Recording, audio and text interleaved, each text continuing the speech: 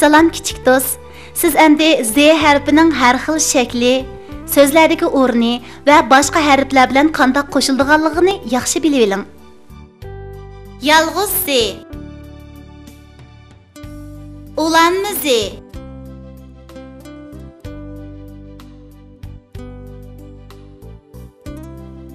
Zirapijon egiz bo'g'ash osmonga beqib, tushib ketdi bir o'rakka, göppedi qilib.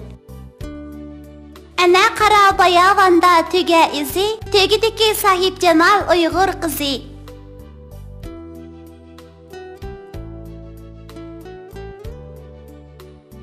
Z'ga A'nı koysak za buludu. Z, A, za. Z'ga A'nı koysak z buludu. Z, A, z. Az, az.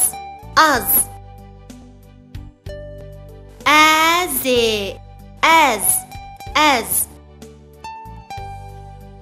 Ağa zatını koysak azat buludu. A, Z, azat, tezat, azat. Erge zanını koysak erzan buludu. Er, Z, azan, zan, erzan.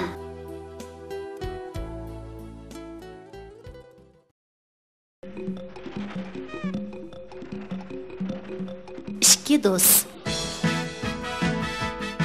Burunqi zamanda yap-yeşil o'tchib, büyük baraqsan daldirax va xushburaq gullar bilan to'lgan bir joy bor ekan. Atrofdan olqonchilik qumluq yoki toshliq topqili bo'lmaydi ekan. Hayvonlar bu joyni jannat makoni deb atishadi ekan.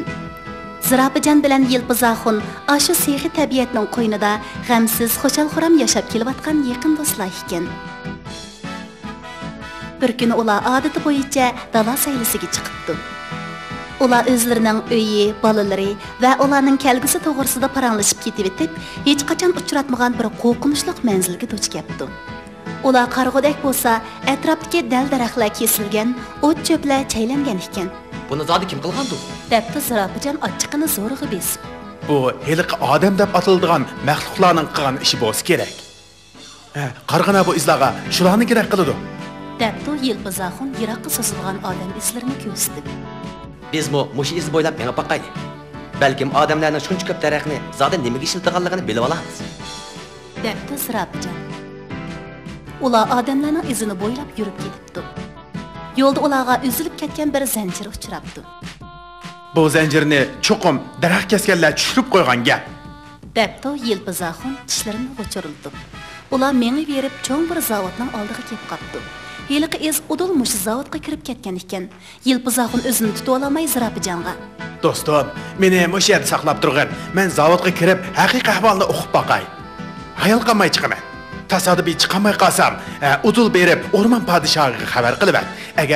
Agar o'lib ketsam, bolalarimga qarab qo'yasan." Debdi Isada. Undaqda men jenim do'stim, sen cho'qim qaytib chiqa olaysan. Debdi Zirapijon ko'ngli g'amkin holda. Shunda qilib Yilpizaxun zavodga kirib ketibdi. Zirapijon uni saqlab turibdi. Bir chaqda Yilpizaxun taxtaydan birini tishlagan holda zavoddan chiqib ketdi. Ikki do'st sog'-salomat ko'rishib ahvollashibdi. Aslida odamlar daraxtlarni kesib akilib, bu zavodda zinnat taxtiyi va boshqa turmush lozimatlarini yasaydi ekan. Ular haqiqiy ahvolni bilgandan keyin bu ishni o'rmon podshohiga xabar qilishga mengibdi va barliq hayvonlarni to'plab o'rmonni jon tikib qo'g'dashni ko'ngliga bukibdi.